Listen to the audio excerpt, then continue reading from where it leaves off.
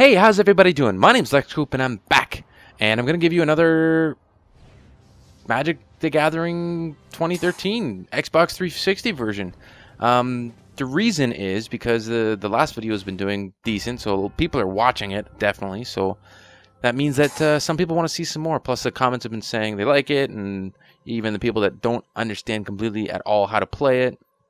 So I'm going to explain a little bit more about the game, and maybe in this game I'll explain a little bit more about my thought process.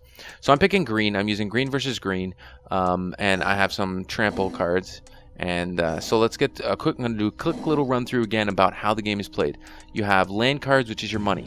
Those things you can only spend one each turn, and every time you spend it, you turn it sideways, and that's called tapping it. So when you're going to play something, I'm doing green versus green. So me and this other guy, by the way, have the exact same deck. Okay, so when you want to spend, you're allowed to bring out a new land creature, a new land card every turn, and then you can bring out creatures. Now, because he doesn't have a creature out, I'm gonna. What am I doing? I can't remember because I didn't just play this gameplay. So I'm bringing out a 3/2 creature with trample. See how I turned the land sideways? That means I've spent them, and I cannot spend them again until the beginning of my next turn. They'll reset. Everything resets at the beginning of your turn.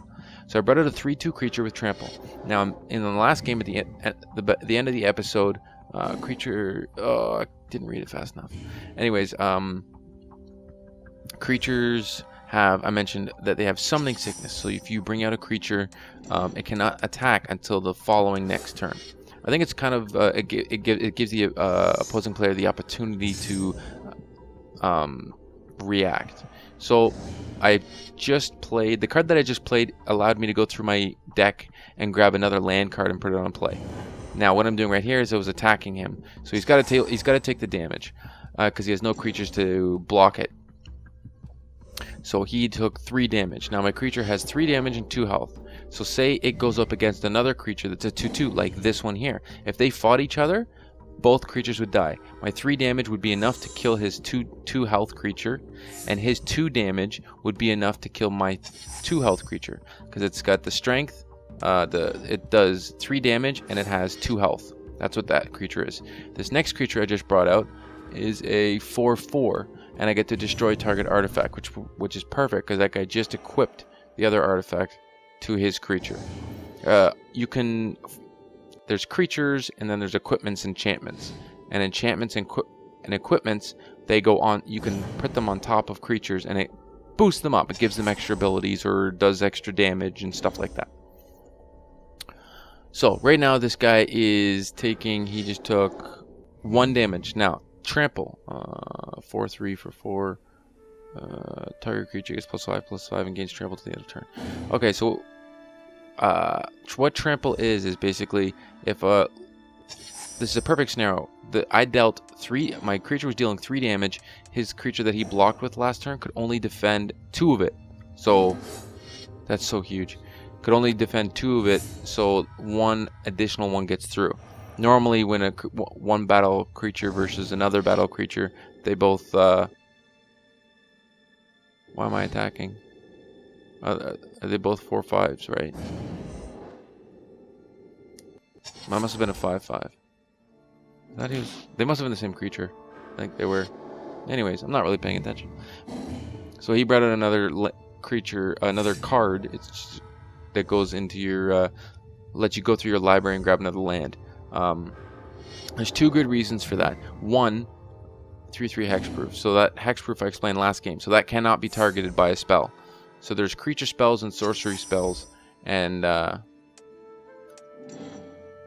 so yeah. I have an 8/8 trample out right now. So when I attack with my 8/8 trample, if he blocks with his 3/3, it's gonna 5 will still get through. So he's gonna take 5 damage if he chooses to block. Which he's not, which is weird. So he's down to 8. This gameplay is pretty much it's getting close to being over. Okay, so at the bottom right of my screen, you can see it's called a graveyard. There's my cards, my library, which is right on above it, and then down below it is what's called your graveyard. So anytime a creature dies, it goes in your graveyard. Anytime you use a spell that doesn't land on, doesn't stay on the board, it goes to your graveyard anytime, whatever, stuff like that. What else do you need to know about the game?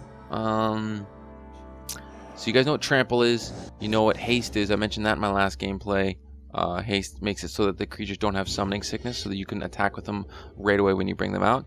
Otherwise, all creatures have summoning sickness. I could sacrifice this and gain 4 life. I was doing it just because the gameplay's over. Actually, he's down to 1. I just wanted to have 24 life as opposed to 20. So each person starts with 20 life. You each start with 7 cards. It's random who starts first, and you basically just start whipping out cards as fast as you can. I think that was his last card, so I think this is game. This is end of round. If you guys have any questions about the game, please ask me. I have no problems answering them. I do play Magic in real life, which is maybe sad to you, I know, but it's whatever. It's a fun game. So this is the gameplay here. It's green versus green. The character I was playing was against GURRUK, and I beat him, and I had 24 life. He had 20. The game's awesome. It's a lot of fun. You should definitely check it out. If you have any questions, yeah, leave in the comment section below. And I hope you guys enjoyed the gameplay. This is Lex Coop saying rate, comment, subscribe, dooch, skadoosh.